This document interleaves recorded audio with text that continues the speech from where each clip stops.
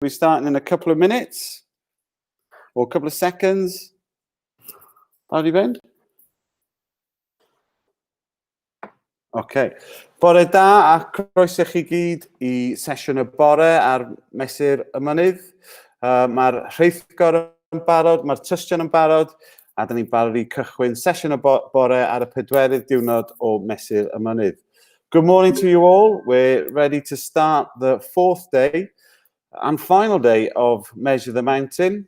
The citizens' jury are ready, the witnesses are ready, and we're about to start the morning session. So I'd like to introduce you to the 4 witnesses this morning. We have Roxanne and David from the Gwent Regional Partnership Board, and we have Lorraine and Chris from the Citizens Panel. So I'm going to hand over to you to start off with, Roxanne, when you're ready. Thank you very much, and thank you for inviting me to come along today to talk about the partnership and in more detail the partnership funding that's made available. So my name is Roxanne Green and I'm the Integrated Care Fund Portfolio Lead for the Gwent region.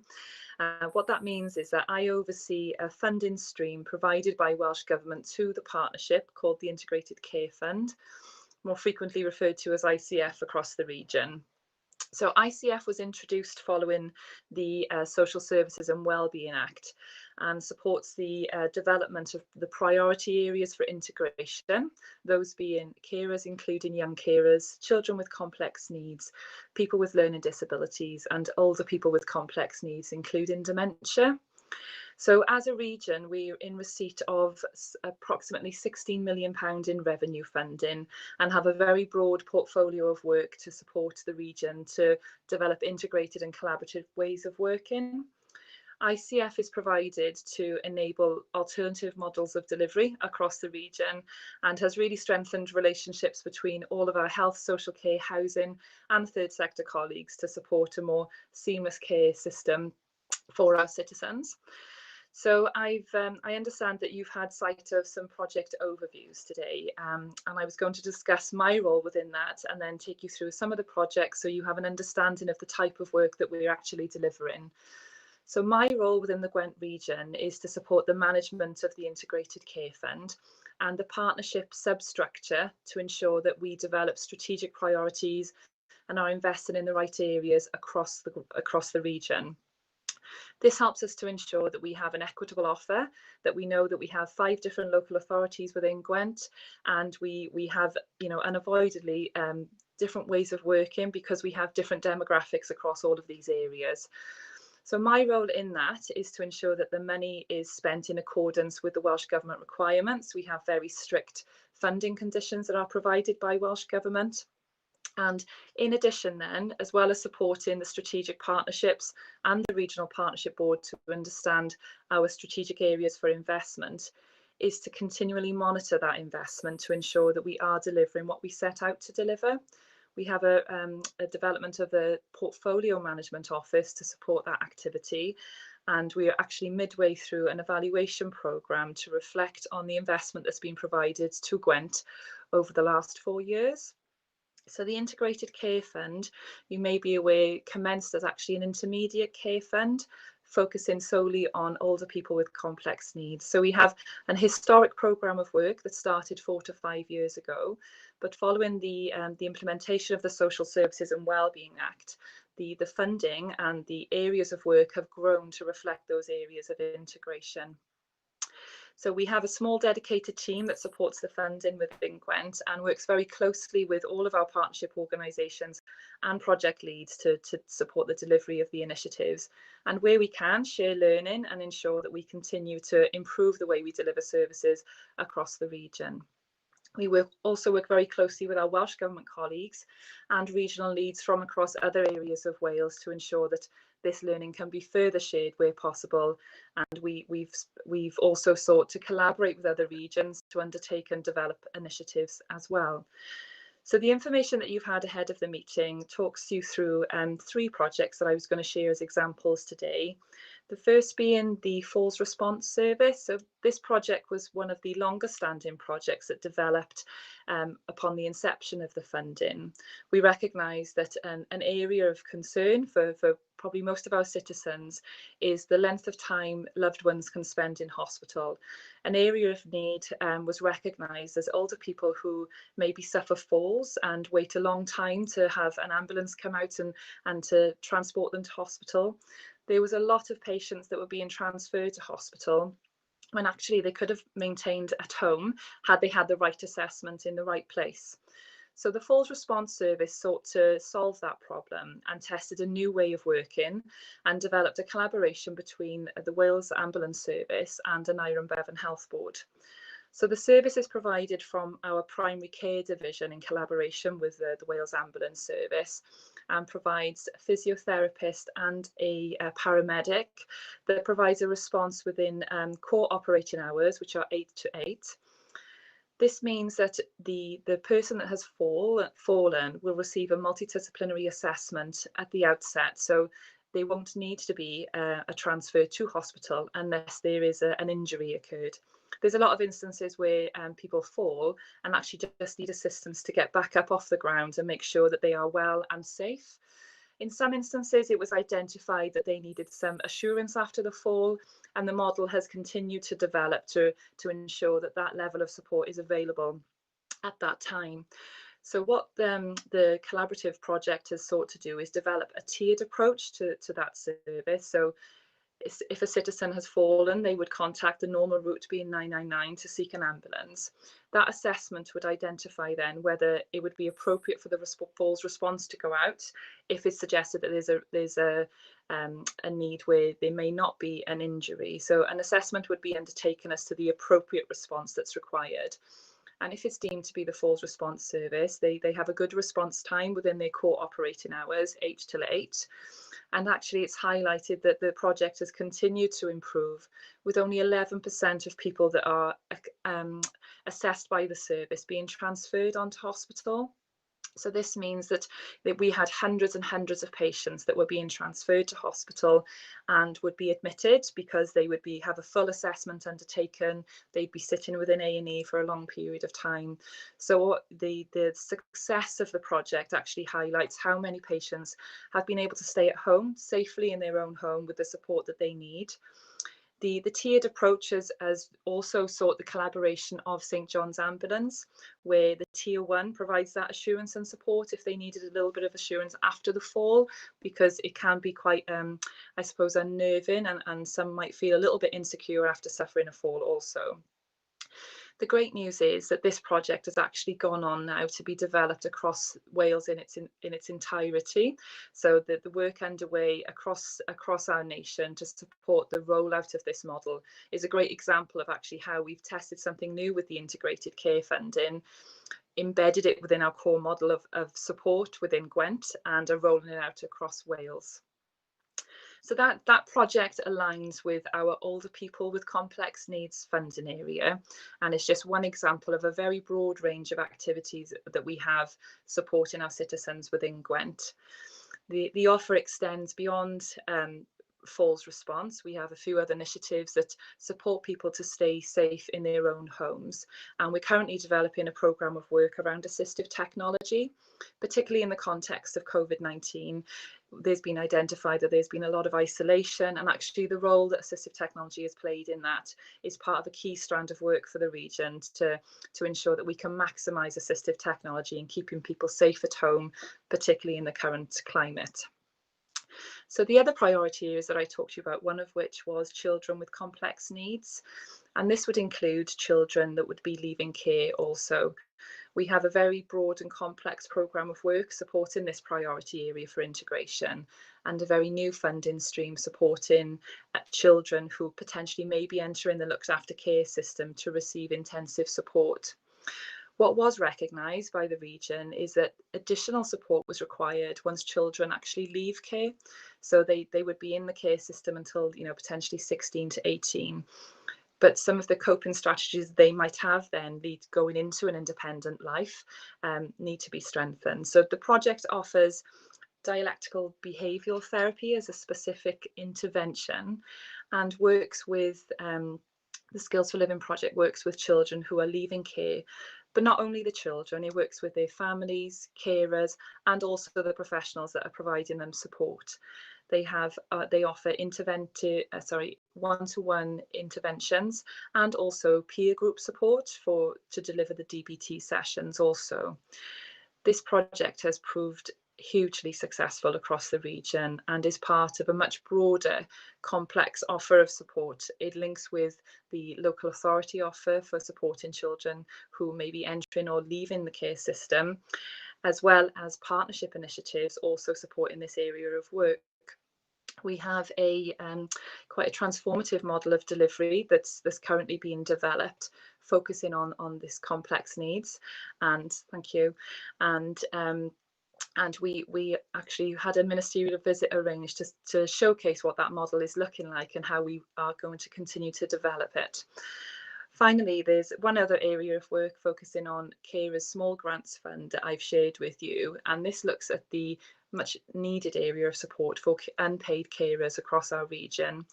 Again, the investment from Welsh Government has grown significantly over the last couple of years to support carers. And we are undertaking the development of a regional hub and spoke model to ensure all of our carers services are well connected and that information can be shared so that we are identifying as many unknown carers as possible. The expanded Small Grants Fund was introduced to ensure that we could provide more equitable support across the region, and funding is available for carers, unpaid carers, to apply to for a range of uses, focusing on skills. So if carers need training to support them in their caring role, if they need access to transport or potentially driving lessons to support them also. In addition, we also are able to provide white goods that might ease the burden of the caring role, and also respite opportunities as well. This project has proved hugely positive, particularly in the context of COVID, actually, where it's identified a lot of unknown carers to us within the region. Over a matter of months, we identified a further 271 carers, which is huge strides forward for us in ensuring we can support our carers across Gwent. So to summarise, I suppose, I think that the Integrated Care Fund is a great enabler to support alternative models of delivery, has really strengthened partnership working and the collaboration between all of our health, social care, housing and third sector organisations. Thank you. Thank you very much, Roxanne. And David, I hear, is about to enter the building as well, or virtually that is. So while we sort that out, I'm going to hand over now to Chris. If you could unmic your microphone, fantastic. And then Chris is a member of the Citizens Panel, and he's going to discuss his role and bringing change through integrated projects as well. So over to you, Chris. Hello, good morning. I assume you can all hear me? Yeah, great. Okay, yeah, my name is Chris, not Kath, as the screen may lead you to believe. Living a double life at the moment. There we are. Yeah, I'm the chair of the Gwent Regional Citizens Panel and have been for the last, it feels like 300 years, but it's only about 3 or 4 years. I know you've been sent some information, but a little bit of history. And we were set up in 2015, which was the year before the Act itself had actually become operational. So we did have a good run. We had a nice time to practice before we settled down. And I think we predated the Regional Partnership Board. We always get there just before the Regional Partnership Board. That's how we're always very proud of that. Personally, I was doing a lot of volunteering at the time. having just recently retired. I've since gone back to work because I found retirement was not for me. But I was a member of the Cyllid over 50s Forum steering group, and they were looking for volunteers to attend a citizens panel, and that's how I ended up there. It took a little while for us to sort out who should be on it and what we were going to do, and then eventually it was decided that we should have some formality in having a chair and vice chair and what have you. So that's how I ended up as chair of the panel and been there ever since. ably assisted by Lorraine, who was vice chair. So one of the things that, if you've seen the structure of, which I think you've had before the meeting, of how we all link together, how these bodies link together, we are able, as a citizens panel, to send representatives to the Regional Partnership Board, which is quite important in that the Regional Partnership Board is, I believe, genuinely wanted to hear, wherever it can, the voice of the citizen, and to engage with people who are actually using the services that those organisations provide. We don't get to vote on the sort of the big money issues there, and perhaps quite rightly, but we are always able to, bring the voice of the citizen. That's been particularly important in the last few meetings because of COVID and the effect it's having on people right across Gwent, in our case, and how they're sort of struggling or not to cope with the restrictions and the information and whatever. And that's we've been an agenda item for the Regional Partnership Board, who want to know what is going on out there. It's all very well having strategies and reports, but sort of we sitting in a room with a lot of citizens, I'd say, what's it like for you? So we've been able to report back on worries about hospital discharge. This is at the very start of the lockdown. The clarity of the information that people get, and the fact that when it changes, it's sort of very often sort of you're not aware of the change and you're doing something different, and people find that very worrying, concerning. Last time we were talking about the technology, and how we engage people who are not able to physically attend meetings or have visitors. We applauded some of the work that was done in care homes, where Digital Communities Wales are actually delivering iPads, doing a bit of online training, so there was an opportunity for people to step outside, even though it was only virtually. We thought that was quite important. So I know what Roxanne said about the assistive technology. That's always an area of interest for us. I was asked to provide one example of where we've been able to engage with the views of citizens directly with the Regional Partnership Board. The one I chose was some young carers. We invited some young carers to attend our meeting in Torvine, as it happened, but we do operate right across Gwent. 3 of them turned up, and it was, I think it was, we've had a lot of sort of presentations to the citizens panel from commissioners of older persons commissioners being to us. So we've had local organisations, but this one was one of the most distressing because they were young people and they were being denied a lot of things because they were all as young carers. And I think I've been around the block a couple of times, so I don't get shocked easily.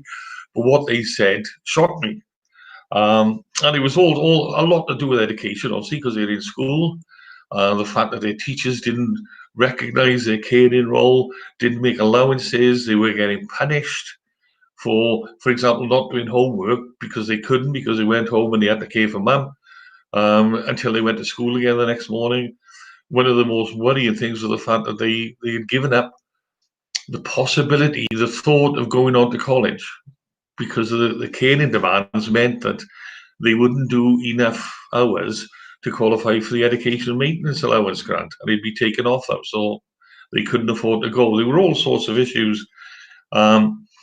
So it was quite shocking. We took verbally a report to the Regional Partnership Board, which isn't as effective as having the young people there themselves, but obviously because they are carers and in school and whatever, it's physically quite difficult to get them to a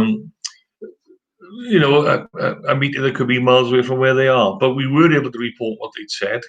There was a similar level of shock amongst some of the members of the Regional Partnership Board. A couple of things that happened. Because the directors of social services are there, but they undertook to go off and talk to their directors of education to see if the school situation could be improved and a little bit more awareness raising made.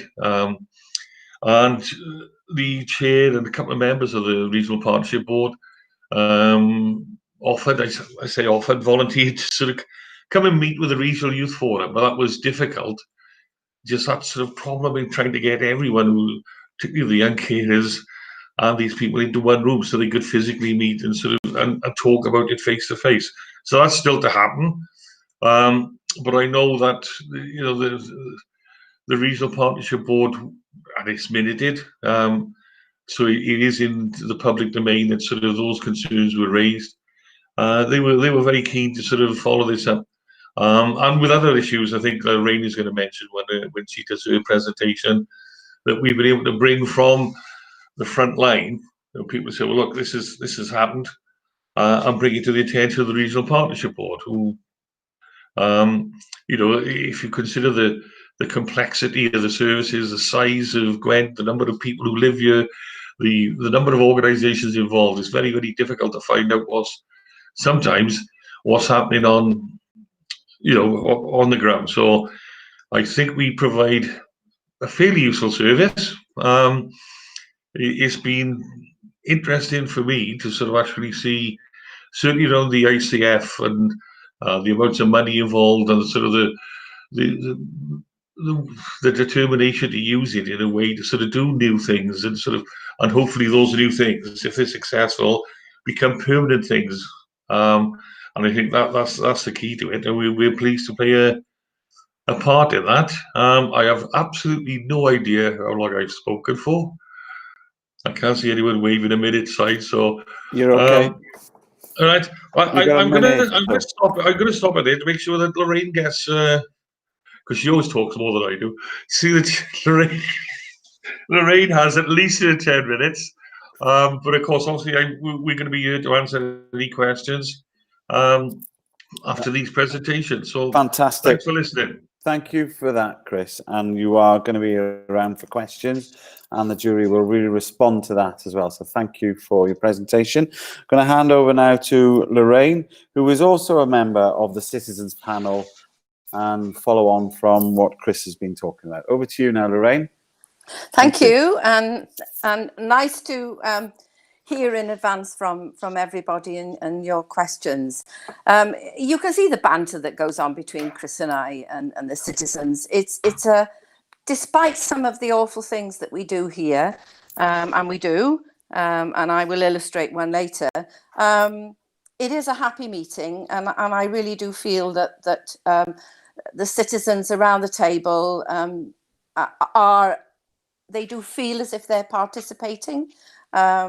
I think we need to probably do a little bit more research on that, but then that's up to the powers that fund us.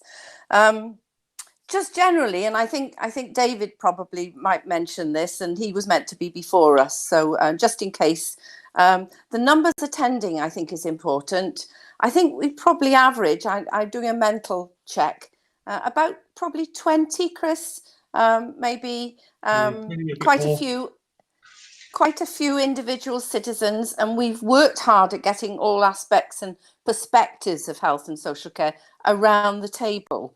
Not every meeting, because we move around the counties, and so we get people visiting us just for the meeting in their area, which I think is really, really important. We're supported very well by the transformation team, and their responses to issues we raise are prompt. I think that's important, and the illustration later will show that.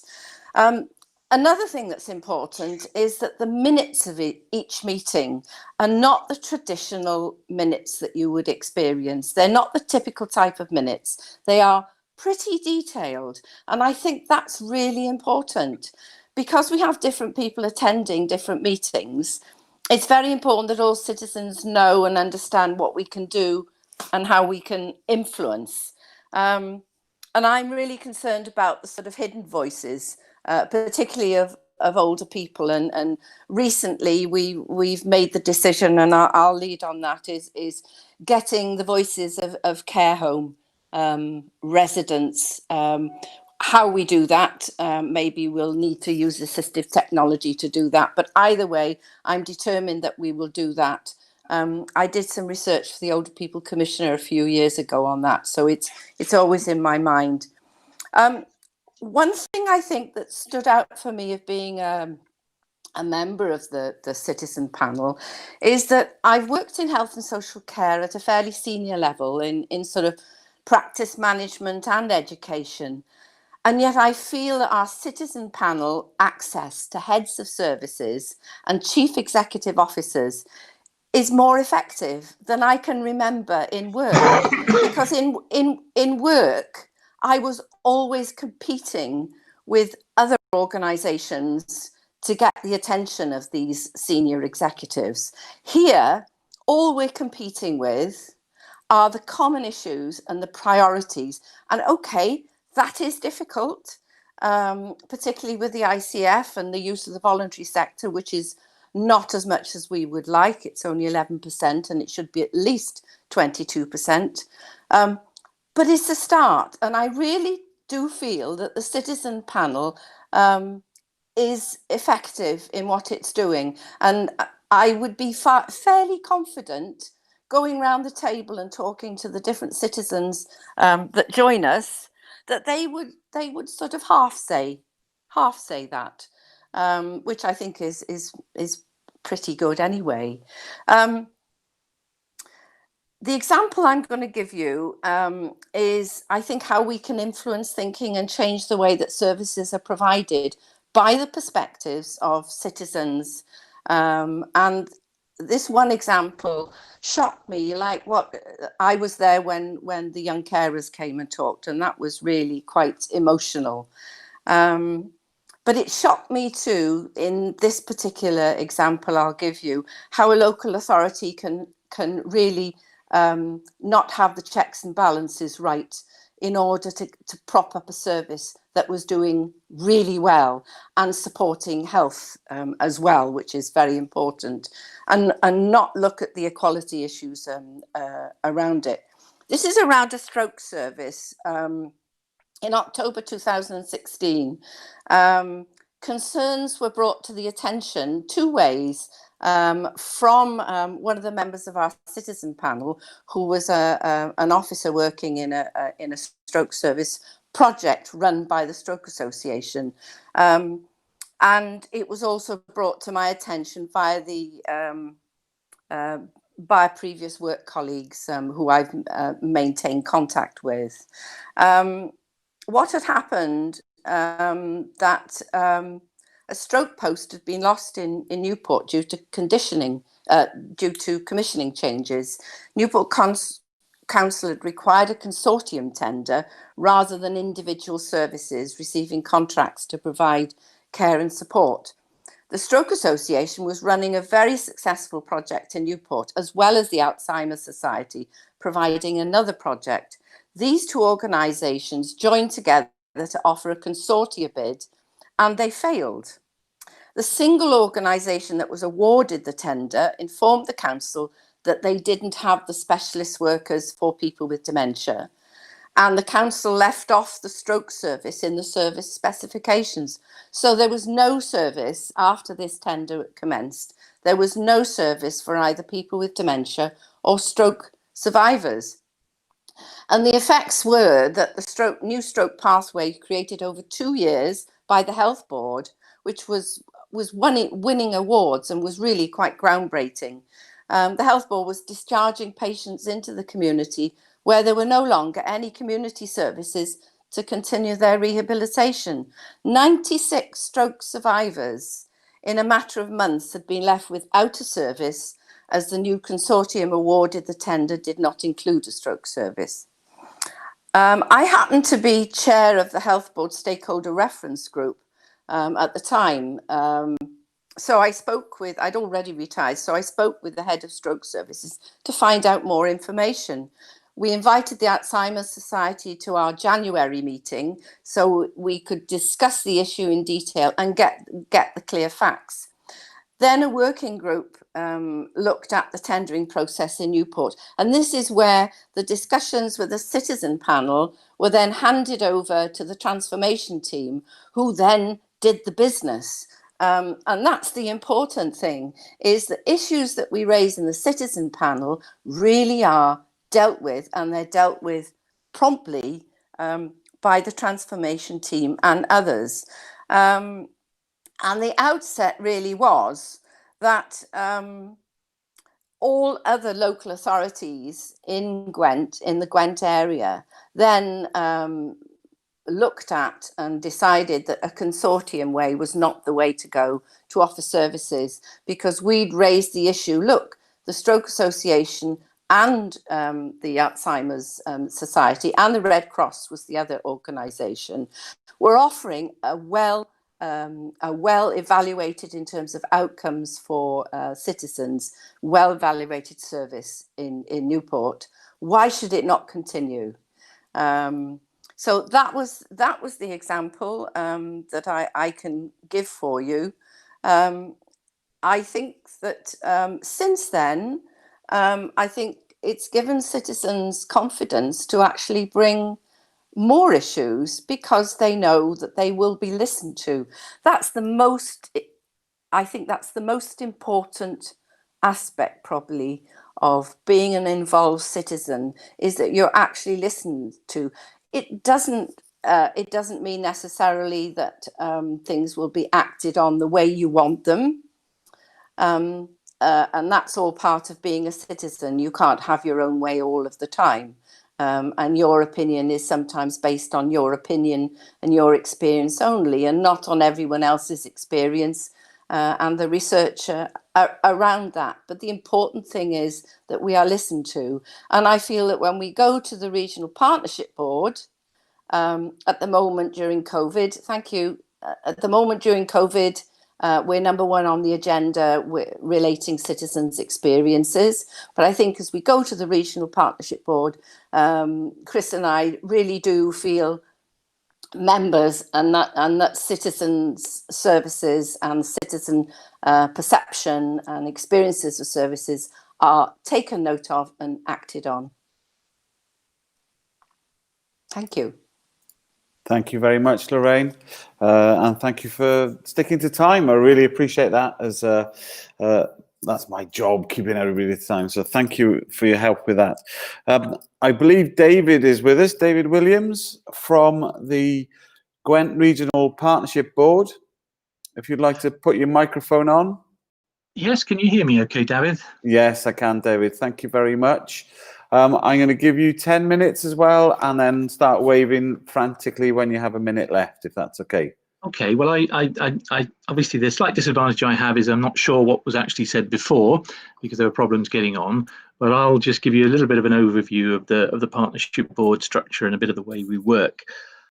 You may well be aware that the partnership boards were required under Part 9 of the Social Services and Wellbeing Act. And so it defined, if you like, who those members should be in terms of elected members from local authorities, directors of social services from local authorities, senior executives from the health board, and non-executive or independent board members from health boards, plus citizen representatives, provider representatives, and third sector representatives. So all of those are part of that. And in a region like Gwent, where we have 5 local authorities, that's obviously quite a number of people. Also within the Act, and you have heard from Lorraine and Chris, was the setting up of a regional provider forum and a regional citizen panel. So we've used those mechanisms for those groups to determine who are those representatives who come to the RPB. So the citizen panel has nominated Chris and Lorraine as the chair and vice chair to go to RPB, and similarly the provider forum nominated a couple of representatives, one interestingly from the independent sector and one from the third sector, who have come to regional partnership board meetings. The way, again, every regional partnership board will have a slightly different, I suppose, agenda and way of working, but for us in Gwent, we have a partnership board meeting every other month. Everybody gets all the information at the same time. And, you know, just as a slight aside, and I think Chris and Lorraine have touched on this, is in fact you'll find that the citizen panel, because they're getting the information at the same time, are often perhaps slightly better informed than some fairly senior managers in health or social care, because of that mechanism of getting information out.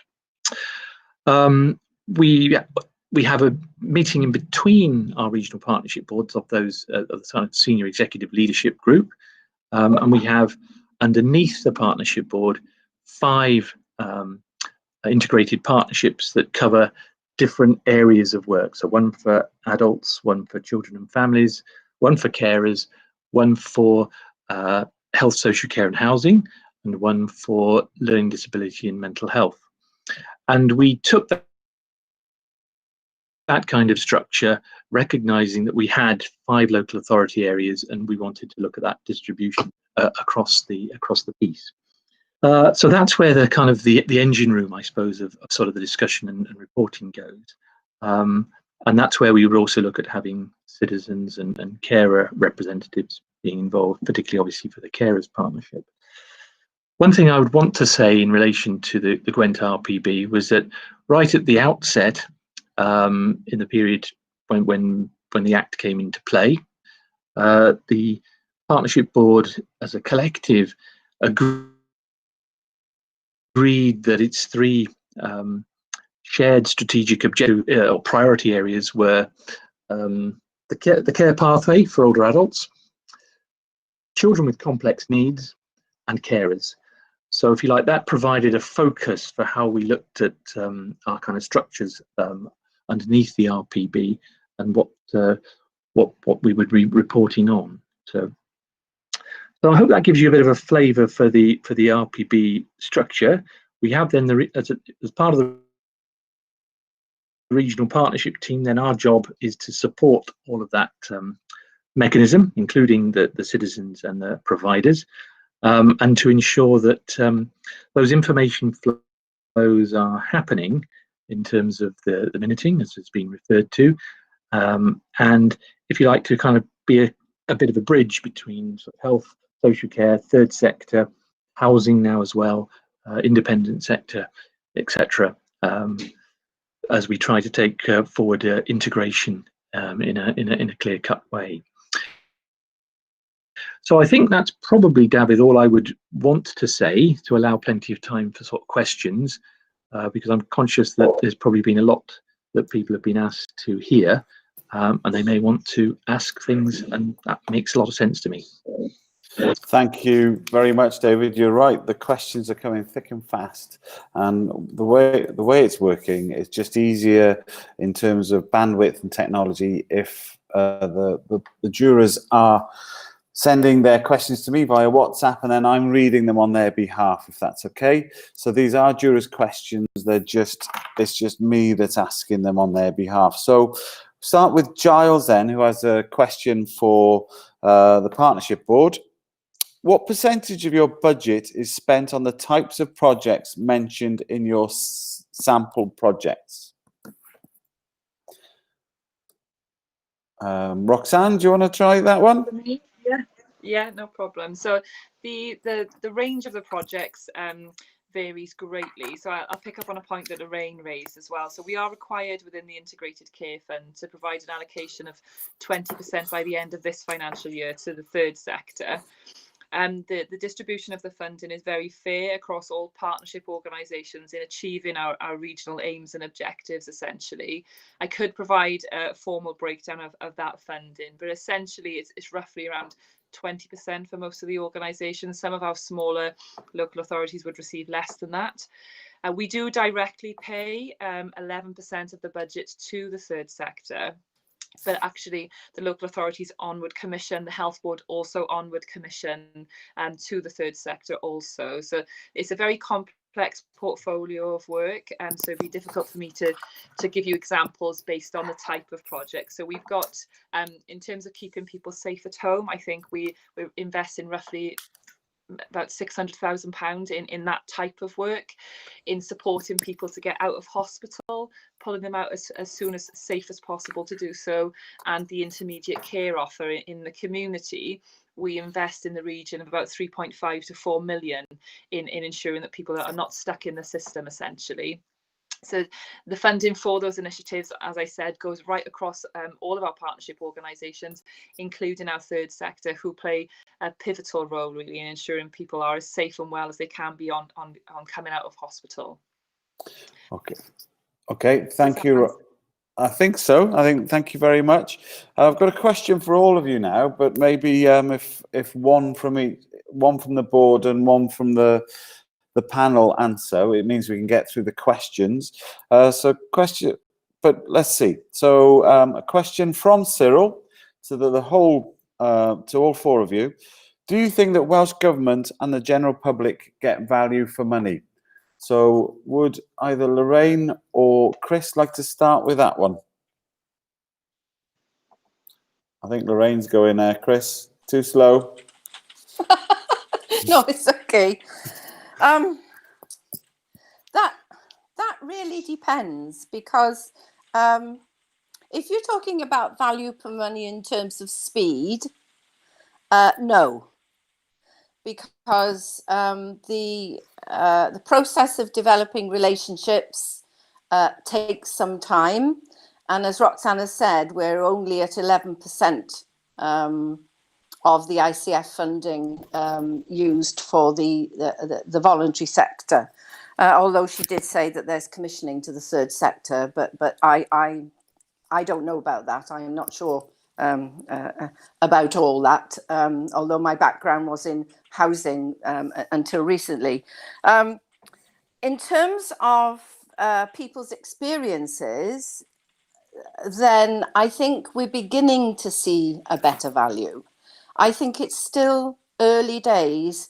There are two huge elephants in the room competing with one another, but working together a little bit better. That's the local authorities and a different mindset from the health board, which does see health as the most important thing ever. I think value for money around well-being, I think, is the thing that will push things further. So yes, it's a two-edged sword, and I think that I have two halves of an answer, really. Sorry about that, but as I said, it's two elephants in the room, and it's moving slowly, but it's moving in the right way.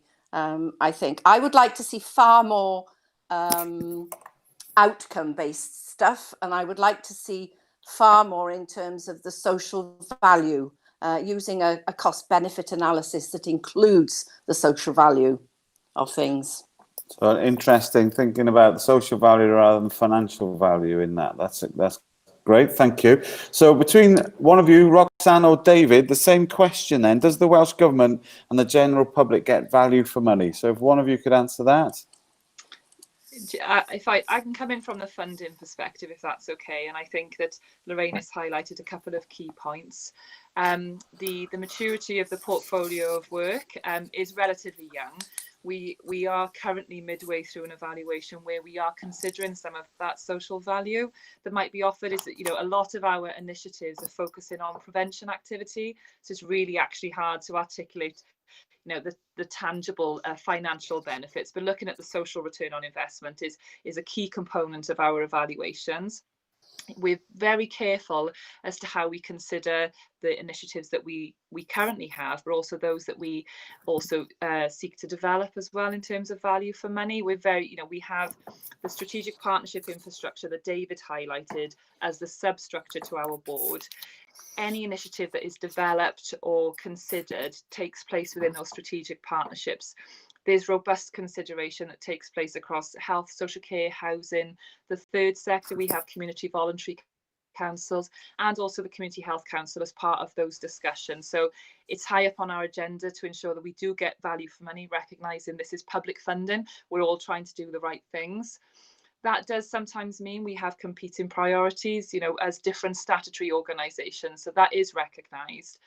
I think that from the health board's perspective, it comes to patient risk and safety, whereas the longer they stay in the system, the more risk that is presented to patients and the more damaging it can actually be to their longer term outcomes. And then the challenges faced by social care is the ability to pull them out quick enough with the requirement for the domiciliary support and the intermediate care offer to support that timely discharge as well. That, you know, that's just a flavour of some of the challenges we face as a collaborative and integrated health and social care system. But as a partnership, actually, the conversations, the maturity of those conversations that are taking place are really developing integrated models of working. And we have a home first model that actually really articulates that very well, and how far we've come as a partnership in working together to get people home and safe and well. Fantastic. So building on that, Roxanne and Chris, you mentioned that you work, no, Roxanne and David, sorry. You mentioned that you work with the third sector in your area. What sort of feedback, what sort of feedback do you get from them about the way you work together? Shall I come in on this quickly, David? Yes, great. Yeah, I think generally not bad, and I'll use an example where we've seen some I think some very good work done, which has actually been around sort of taking forward advocacy for adults. We've looked at working with the providers of advocacy, and we've taken a truly co-productive way of developing that support service. And Roxanne will be aware, obviously, that's had some ICF funding support to do that. But we've actually then got the key providers now working together jointly to provide training for advocacy champions, the second session of which is actually tomorrow. So for me, that's an example of the way that the third sector organisations have been able to engage more with both the statutory organisations and with each other. Could I also come in just to explain a little bit of how we responded to the third sector? So we've worked very closely with our community voluntary councils and the third sector organisations in developing our investment plans. And we did have a lot of feedback about, because of the scale of investment and sometimes the scale of the problems that we're trying to solve by implementing initiatives, it was actually quite challenging for our smaller third sector organisations within Gwent to respond to those priority areas. So in recognising that, we've worked very closely with the community voluntary councils and have actually implemented a small grants fund specifically for the third sector that's actually co-managed by the community voluntary councils within Gwent. I think that, you know, we're young in our relationship maturity at the moment with the third sector, but they are absolutely playing a pivotal role in the response to citizens within Gwent. And I think we work closely with them to take on board any feedback they have and make sure we reflect that in how we develop things going forward. Thank you, Roxanne. Chris, I just want to see if you have got a perspective on the feedback that you get about the work of the citizens panel through the voluntary sector. You're on mute, Chris. There we are. There you are. The button moved from the top to the bottom, all over the place.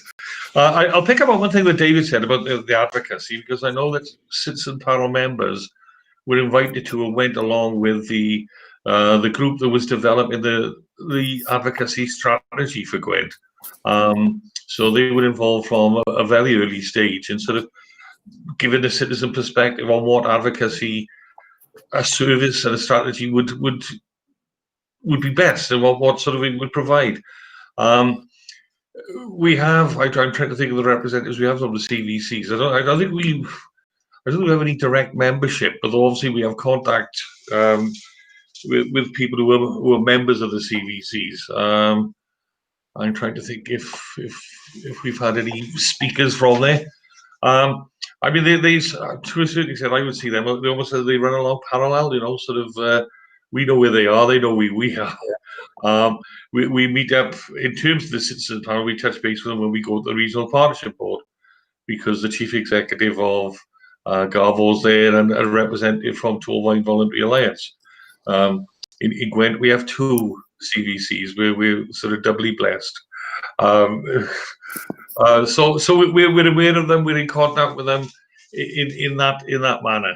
And I say I guess because we're actually sort of on the ground like they are, our paths and our memberships cross and sort of intermingle as you know, as needed. So there's no formal relationship, I don't think, between the CVCs and the citizens panel. It's there, but it's accidental. Okay, that does make sense. Thank you. Again, looking to David and Roxanne for this one to start with, and then I come back to Lorraine or Chris. I keep wanting to call you Kath, Chris. You call me Kath, I don't mind anymore. Mr. Hodson, I'm going to call you. Be very formal. So you've thrown me now. David and Roxanne, a question from Rob with regards to the situation as a result of COVID. Really interested in the allowances you've made in working under the current situation, thinking about the criteria, the way you work and determine decisions and the difficulties you're facing. You know, what sort of adaptations and changes you've undertaken as a result of COVID? From the programme of work perspective, and I'll ask David to come in then in terms of how the governance shifted in light of COVID around the partnership. But actually the programme of work enabled by the Integrated Care Fund has actually been used as part of the ministerial advisory because of the levels of support we offer to hospital discharge and keeping people safe within their communities. Probably about 90% of our projects maintained their delivery, but just modified how they delivered their services during COVID-19. And we've got some real examples of positive case studies where organisations, particularly our third sector organisations, have been so innovative in developing solutions to make sure that people still continue to receive their support. I think the collaboration between local authorities and third sectors as well has grown in ensuring that community support offer has been strengthened during the pandemic. I think a level of flexibility has been afforded, recognising resources needed to shift where the greatest need was identified. But for us in Gwent, we were able to maintain the delivery of 90%, if not more, of the services that we've already invested in. I'll ask you to come in now. Thank you. Anything to add, David?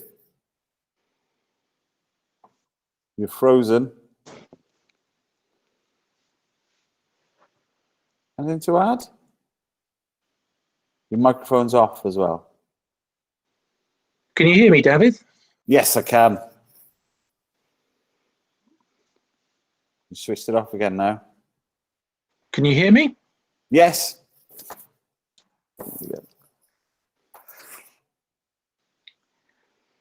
Okay, just to add on from what Roxanne has said, I think we've tried to look at continuity as best we can. Oh, flip. Lost. No, you're okay. No swearing, my mum's watching.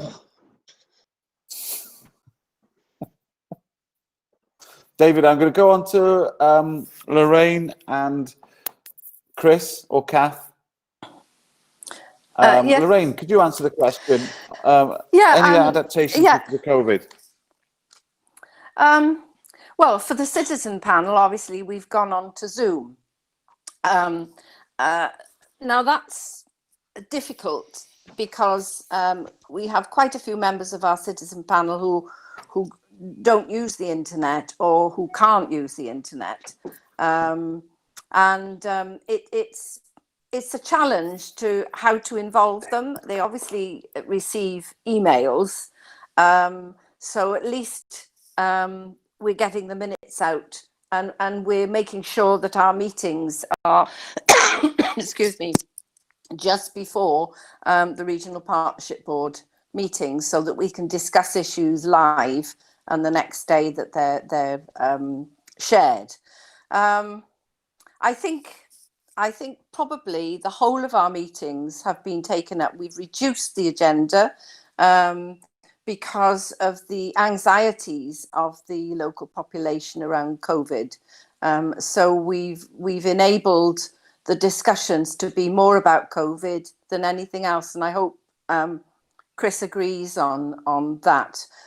We've had a pretty lively discussion, but I'm really encouraged by what Roxanne said, that 90% of the projects have continued, 90% plus, and also that confirmation that the voluntary sector projects, the voluntary sector has been really innovative in terms of showing how focused they are on the citizens and the outcomes that they're funded for. If I could respond on David's behalf, because I know he's had some technical difficulties as well. From a governance perspective and from the RPB's point of view, the adaptations have taken place in how we work together. Additional forums were created. So we have a local resilience forum and a community care coordination group that were meeting, I think, daily at one point at the height of the pandemic. And I think at the moment, with the escalating situation, I think they're meeting 2 to 3 times a week. So we moved to virtual authorization of any development activities that were taking place to ensure that RPBs were still fulfilling their requirements, but actually the physical meetings and the focus was shifted towards local resilience, continuity planning, and ensuring that we had an equitable community offer that was safe during the pandemic. Issues such as PPE were widely discussed, and PPE was shared between partner organisations as well during the pandemic, just as an example of how that work supported partnership working. Thank you very much. I'm going to go on to another question now from Andy. When a project is rolling out nationally, what difficulties do you envisage for the projects with regard to support in rural areas, and how much do you think the government helps with this? Okay, so I think that in scaling up of any initiative, we would work very closely with our partnership organisation. So within Gwent, we actually have a very varied demographic, and Monmouthshire as a county is actually very rural. So we experience some of those challenges locally, and we recognise that sometimes the level of resource to ensure that it is an equitable offer needs to look slightly different in those rural areas. So we would factor that in terms of the volume of resource required and how it would be distributed. The scaling up of the falls response service that I spoke about earlier is led by WAST at this stage, and is actually being done through core funding. So it's an example of actually where ICF has enabled a test, and actually as statutory bodies they're taking that on themselves to ensure that they can roll it out, but all of the learning in doing so is shared at a national level. Chris or Lorraine, anything you want to add about the support in rural areas? Yeah, only that we see that sort of those calculations, that the fact that Gwent is a very diverse area, from the the conurbation of Newport to sort of the wide open spaces of Monmouth. Cyllid, surprisingly, is classified as 78% rural, although it has a sort of a traditional sort of valleys set up with economic deprivation at the top and slightly better off citizens at the bottom. We know that we have a couple of members from the Monmouth area, and they're world experts on public transport, because of the difficulties that sort of provided any service where you've got to get the citizen to the service are magnified where there isn't a public transport service, where there isn't sort of the ease of communication that we might have in the more populated valleys. So we're well aware of the differences and the frustrations that go with trying to sort of have a homogenous service that works as well in the middle of Newport as it does in leafy Cyllid or leafy Monmouth. So it is difficult for the bodies providing those services. We recognise that, and I think generally they do very, very well, and sort of they'll fight their corner. I think that's fair enough. They'll fight their corner and say, look, recognise these differences in demographics and make allowances for it, and those allowances are made. And I think from a programme perspective, if it's okay for me to jump in here, whilst we try to ensure that we have an equitable offer, that might mean that we have specific initiatives that focus on rural areas. So we have a community car and befriending scheme that's specific to Monmouthshire because of the rurality and the challenges that are faced in allowing people to be connected to their communities, or even fulfill activities of daily living. So that response is bespoke, and we do take account of the varied demographics locally to us. Thank you, Roxanne. A question for the citizens panel. I'm going to go to you, Lorraine, now. It's a question from Bethany, and she wants to know, do you get the right amount of funding you need? That is a question. The answer to that is I don't honestly know. I measure what we need by how involved the team that support us are. And I would say that we are extremely well supported. I'm sure we do have meetings. Chris and myself meet with David, and it was Claire and it's now Sherry who support us in terms of the admin for Citizen Panel. We always do talk about how they are supported as well. And I'm sure if we asked them, they'd probably like a little bit more support, and so would we. I think probably it's okay at the moment, apart from the fact that I definitely feel that we need more support to get out to the community and talk with people who don't know about the Citizen Panel. A perfect example is that I've just become a community councillor, a co-opted one for my area. And I attended my first meeting last week, and none of the councillors actually knew about the Citizen Panel, which really shocked me, because I know I live in the Torfaen area and I know how good Torfaen Local Authority are about sharing information.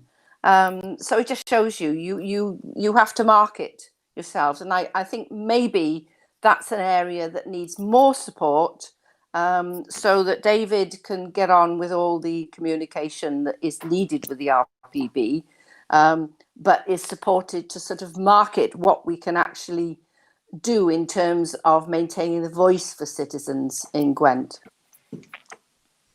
Hope that answers your question. It does. Thank you very much, Lorraine. I'm going to ask David, because he's back on the line. I'm going to ask him the same question from Bethany. David, do you get the right amount of funding you need?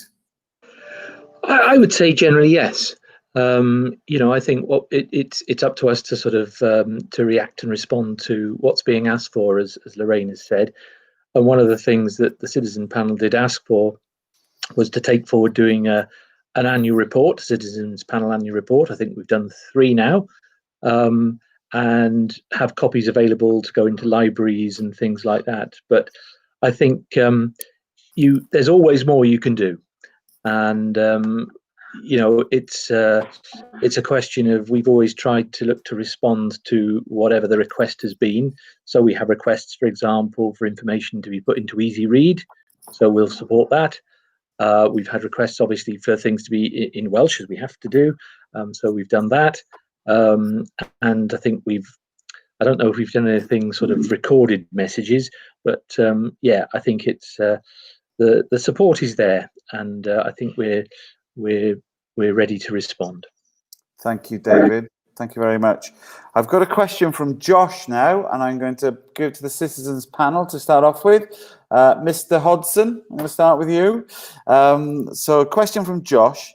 In light of COVID-19 and the infection risk of being in hospital, how can we get the Welsh Government to acknowledge the need for keeping people in adapted houses as opposed to sending them to hospital?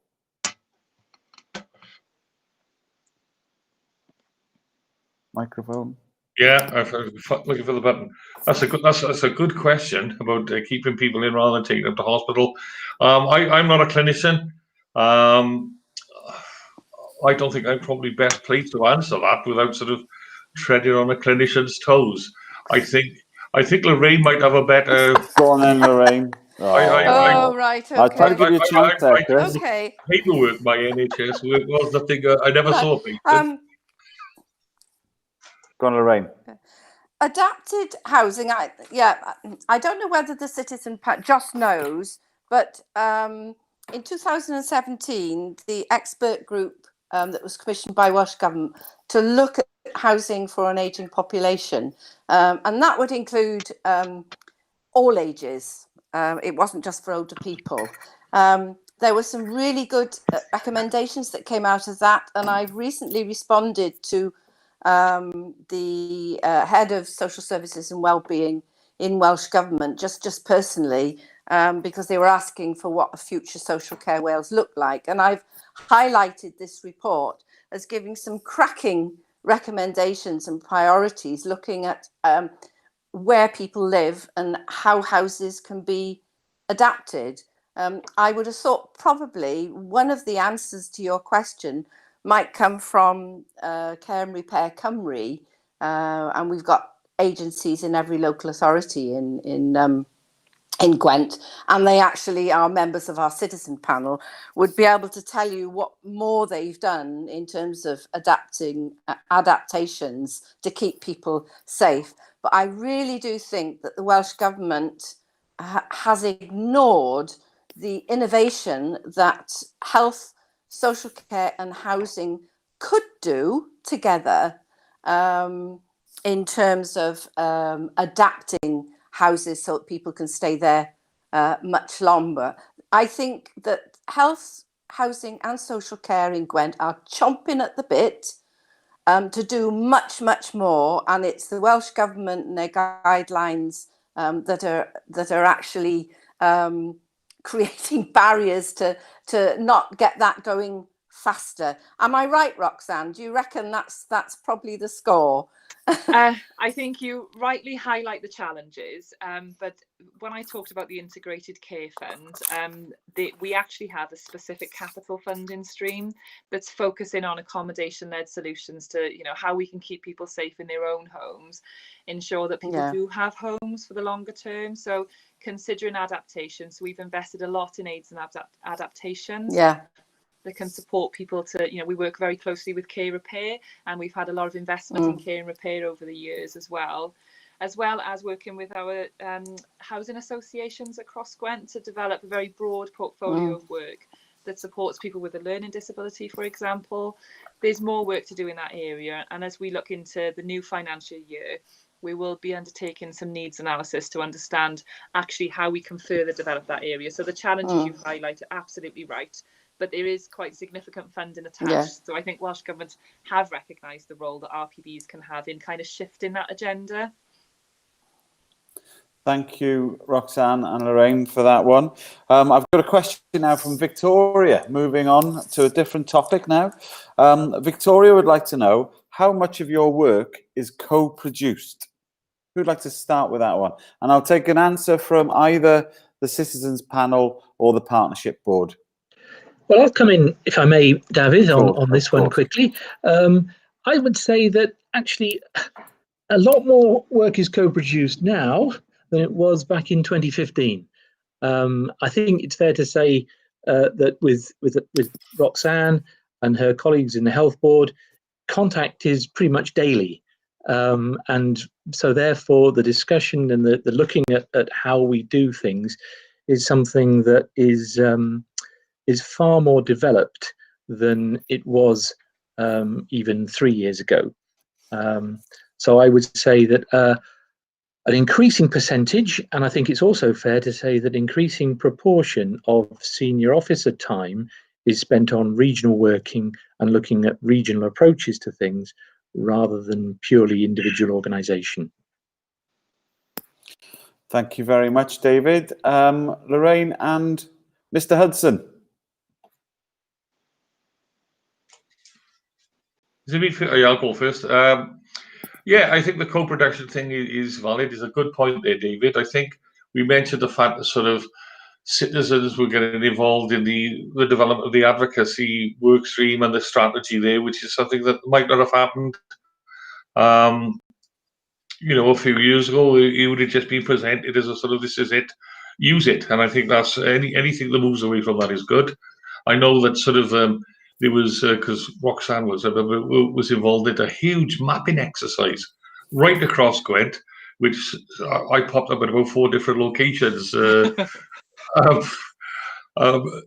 Looking at where the third sector was, looking at where sort of people were, what was there on the ground, trying to find out that sort of things weren't being ignored, so we could use, we could all use what expertise and excellence was being developed at a very local level and bring that forward across Gwent. So I think, yes, the sort of the pendulum is moving from this is what we'll do it to you or for you, to the sort of, well, what can we do best together? And I think there'll always be a barrier where people say, well, we'll take over now, we're the professionals, but sort of that barrier is perhaps being moved bit by bit, month by month, year by year, so that people's voices can affect and shape the services that they end up with. Thank you. Thank you very much, Chris. I'm going to ask, I've got questions from jurors who are asking their first questions, and then I'll probably go back to the jurors who have asked subsequent questions. So Nina's question, who hasn't asked one to the panel, to you yet, for Roxanne, really. How do you cap expenditure and avoid overspending? How do you make that decision? Okay, so we have strict governance that's applied to the integrated care fund. So when business cases are worked up and submitted by partnership organisations, they're considered very carefully. So each organisation that works with us needs to take responsibility for the budget that they're assigned, essentially, from the integrated care fund. We have a finite resource. We don't have the flexibility to go over budget with partnership funding. So the accountability and the responsibility for that specific project budget is held with the lead organisation. We work closely with them to monitor spend. If there is evidence-based, improvements and an increase in allocation is needed to support the project to continue to be delivered, that will be discussed as part of the partnership considerations, and budgets can be adjusted if there's capacity within our overarching funding envelope. And building on that then, Nina asks, how do you maintain the standards of services within this sort of discussions around funding? So I think the discussions around the funding and the standards of service, I think, are now considered as a regional whole, whereas previously they were considered on each locality basis. We're now actually having discussions as a region to the standard of services and the equity that we can offer. There's a lot more work to do in developing seamless pathways to ensure we can move forward with that agenda. But I think, great strides have been made over the last couple of years to take us to that space. Thank you, Roxanne. I'm going to skip now to Claire's question for both the panel and the partnership board. How do you ensure a diversity of voices as you create these initiatives? Would either Mr. Hodson or Lorraine like to answer? Oh, I got it. I beat you, Lorraine. Yeah, well done, Chris. We've tried to involve as many people as we can, although we're aware that it's not easy. We've talked about the sort of the care home situation where sort of people we feel very much that sort of the care home thing is that there's a care home, it's in the community, but it's not part of the community. And so we applaud any efforts, and we know the regional partnership board is looking at altering the emphasis so that care homes become as much a part of the community as anything else, so that they're not up on the hillside somewhere, and that's where people go to visit now. So we want to involve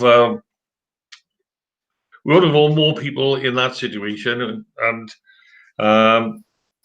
I think we've looked at it's been difficult. Like, so for example, we always meet during the day. We've not been able to get around to sort of meeting in the evening, or that should theoretically be possible. Now we're on Zoom rather than physically meeting, and that excludes some people. We know we exclude people that can't get to the meetings because of time, can't get to the meetings because of geography. We were moving around Gwent, and then we were in the middle of a trial to see if we centralise, would that make it easier for people to come to a place with good transport links, the same sort of area all the time. So we were looking at that. In terms of our membership, yeah, Lorraine was right. It's about, the average would have been about 20 something coming to the physical meetings. That's dropped to about 10 because of people's lack of technology, or they wish that they don't want to use the technology. sometimes their technology is not as up to date and as good as sort of as officers, you know, sort of, you know, you're not sort of, you know, they're using crumbly old iPads and wondering why they can't sort of get online to us and things like that. So there are issues around that. We got a fair cross section of people from various diverse communities on the panel, but we are aware that sort of some people are not represented as well as they could be. We'll continue to sort of extend the invitation and look for better ways of reaching them. Fantastic. Thank you, Chris. So either David or Roxanne, the same question. Okay, well, I'll come in quickly. I think with anything like this, in terms of getting a diverse range of involvement, there's always more that you can do. And I think one of the things we found was that we've tried to follow up links as best we can and wherever we can. So it's been interesting, for example, that we've had a number of citizens who've been involved in some of the advocacy champions training who haven't actually been regulars at the citizen panel meeting. So, you know, you look at sort of going out through different networks and routes and making use, I think, of all the sort of contact points that you can. I think the key here is very much to ensure that you respond to those connections in a timely way, so that people don't feel that they're ignored, and you follow things up. But yeah, we know that there's always more that can be done. But again, I'll use another example around the advocacy thing. It was recognised, and the point was coming back from colleagues who involved with People's First, that they needed perhaps and wanted a slightly different and quite specific engagement with themselves, recognising their particular needs and queries. Okay, thank you, David. Right, a question for you all now from Josh again, if I can find it. Right, no, I can't. Bear with me a second. Right, so a question from Giles, actually. A question for the citizens panel. Are RPBs more transparent and accountable than they have been before, say a year ago? And so, Lorraine. I have a particular perspective on that, probably because until 2018, I was an associate independent member of the health board. So it was a very different set of information that I was receiving. On reflection, I think probably I found out more general stuff and where citizens relate to services from citizen panel and the RPB than I did in health board meetings, because in health board meetings, even though the papers were reduced, you are bombarded with huge presentations and 300, 400 pages of words. In the RPB, you do get down to the nitty gritty. And the thing is, if you sit and reflect and ask a question from a citizen perspective, I think the RPB members are now understanding that there's a requirement to give an honest answer. So I'm reassured that the organisations are as open and as honest as they can be at the moment. But as I said, it can always improve. But that's my perspective. They may be different from others.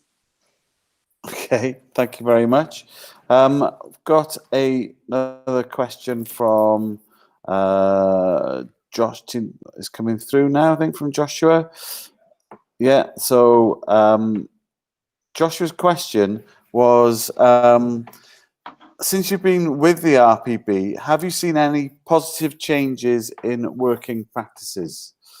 So we'll start that with Roxanne. Yeah, since you've been with the RPB, have you seen any positive changes in working practices?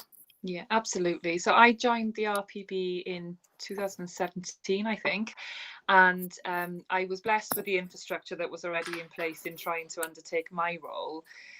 But the maturity and actually even in the context of COVID, how we're working together has moved forward at such a pace. You know, the discussions that we have around operational issues and how we're considering our strategic regional problems. So whilst people represent their own organisational interests, actually they're all signed up to a conflict of interest policy and very much working in the interest of the region as a whole. Even to the context where they acknowledge some areas need greater funding, so they're not protecting their own interests, but sending the funding where it's most needed in the region as well. So from my perspective, absolutely. Thank you. And David, do you have anything to add? Yeah, I'd probably echo what Roxanne has said, and I'll give you some examples. You know, heads of adult services, for example, in the region have sort of said, look, you know, if there's a problem here, we need to be looking at a bit more resource there for our colleagues in Monmouthshire, for example, who might be struggling to recruit care workers, how we got people who are prepared to travel. So that kind of conversation didn't happen before.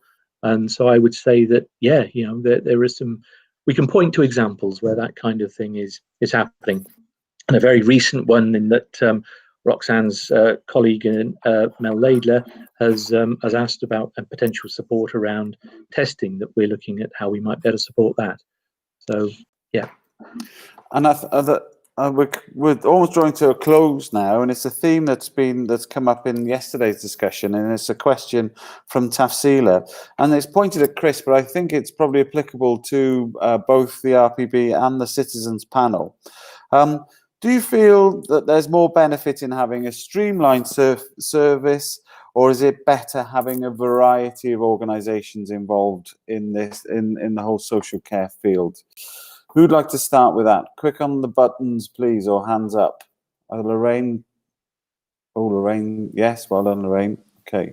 Oh, yeah, I've got to. Yeah, I should have allowed myself more time to think about this.